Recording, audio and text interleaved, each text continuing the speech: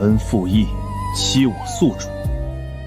လင်းဟန်ကဒေါသအကြီးနဲ့ချူချင်းအောင်ကိုပြောလိုက်တယ်။မင်းကကျေးဇူးကမ်းနဲ့ငါကိုယ်တည်းကဝိညာဉ်ကိုလှည့်စားတယ်။ဒီနေ့မင်းတို့ရဲ့ချူနိုင်ငံကြီးပျက်စီးပါစေလို့ငါကြိမ်စာတိုက်တယ်။တောင်တွေမြစ်တွေပျက်စီးပြီးပြည်သူတွေဒုက္ခရောက်ပါစေဘယ်တော့မှငြိမ်းချမ်းမှုမရပါစေနဲ့လို့ပြောပြီးနန်းတော်ကြီးကိုသူ့ဆွမ်းနဲ့ဖျက်ဆီးပစ်လိုက်တယ်။ပြီးတော့မင်းအသက်ကိုငါပေးထားတာဆိုတာမှတ်ထားအချိန်မရွေးငါပြန်ရုပ်သိမ်းလို့ရတယ်လို့ကြုံဝါပြီးထွက်သွားပါတယ်။ချူချင်းအောင်ကလည်းအရှုံးမပေးပဲလင်းဟန်နင်းဆောင်နေလိုက်။နင့်ကိုငါတေချာပေါက်တတ်မယ်လို့အော်ပြောပါတယ်။ ပြီးတော့သူ့ချစ်သူလေးရွှန်ကိုဒေါသထွက်ပြီးနင်ကမိစ္ဆာလေးကောင်းနေဆိုအဆင်ပြေပြီဆိုအခုတော့အတုံးမကျတဲ့ကောင်တွေလို့ဆဲပါတော့တယ်လင်းရွှန်ကလည်းအဲ့ဒီမိစ္ဆာကဒီလောက်စွမ်းမယ်မှန်မသိခဲ့ဘူးလို့ပြန်ဖြေပါတယ်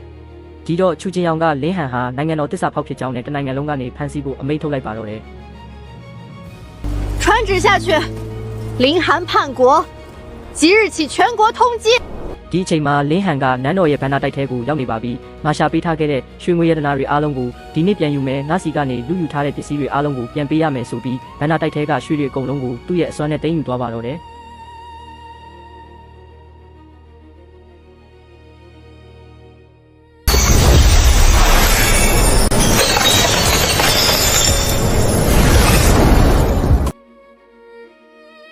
တကယ်ပဲလင်းဟန်ရဲ့ကျင်းစာကြောင့်တိုင်းပြည်ထဲမှာရေကြီးတာတွေမိုးခေါင်တာတွေကက်ယောဂါတွေဆက်တိုက်ဖြစ်လာပါတယ်ပြည်သူတွေအများကြီးတည်ကြည်ပျက်စီးကြရတယ်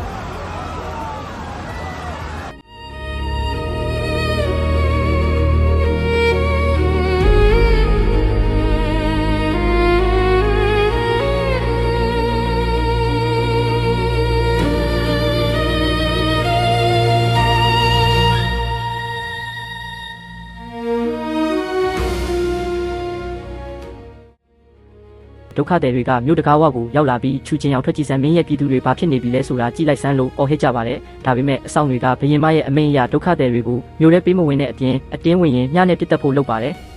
ပြည်သူတွေကငါတို့ကချူနိုင်ငံသားတွေလေကိုပြည်သူကိုဒီလိုလုပ်ရသလားလို့အော်ပေမဲ့လည်းရရဆက်ဆက်ပြစ်တက်ခံလိုက်ရပါတယ်တေခါနီးအဖိုးအိုတယောက်ကချူချင်းအောင်မင်းဘိုးဘေးတွေကိုမျက်နှာပူစရာကောင်းတယ်လို့ပြောသွားခဲ့တယ်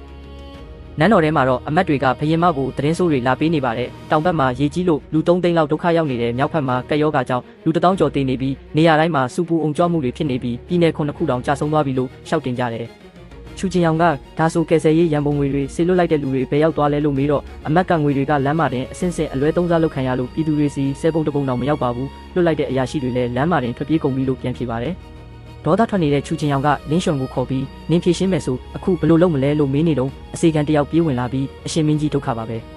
ဘန္နာတိုက်ထဲကရွှေငွေရတနာတွေအကုန်လုံးပျောက်ကုန်ပါပြီလို့လာပြောပါတယ်ဒီသတင်းလဲကြားရောချူချင်းအောင်တယောက်မျက်လုံးပြူပြီးအံ့ဩသွားပါတော့တယ်တိုင်းပြည်ပြက်ပြီးဘန္နာတိုက်ပါပြောင်းသွားတဲ့ချူချင်းအောင်တယောက်ဘယ်လိုဆက်လုပ်မလဲလင်းဟန်ကရောဘာတွေဆက်လုပ်မလဲဆိုတာကိုနောက်ပိုင်းမှာဆက်ကြည့်ဖို့အကောင့်လေးကိုဖော်လို့လုပ်ထားဖို့မမေ့နဲ့အောင်နော်